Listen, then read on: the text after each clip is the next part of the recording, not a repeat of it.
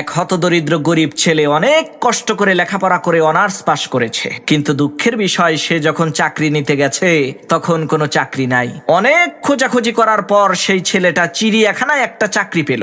আল্লাহর কি কুদরত, সেই ছেলেটা চাকরি পাওয়ার কিছুদিন পরেই ওই চিড়িয়াখানার বাঘটা মরে গেল। তখন চিড়িয়াখানা কর্তৃপক্ষের লোকেরা চিন্তিত হয়ে পড়ল, এখন কি করা যায়, কারণ চিড়িয়াখানায় বাঘ না থাকলে তো দর্শকেরা চিড়িয়াখানায় টাকা দিয়ে টিকিট কেটে ঢুকবে না।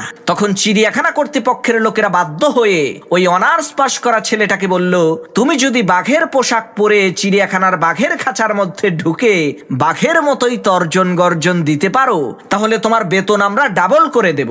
এদিকে সেই গরিব ছেলেটাও কোনো উপায় অন্তর না পেয়ে চিড়িয়াখানা কর্তৃপক্ষের এই প্রস্তাবে রাজি হয়ে গেল।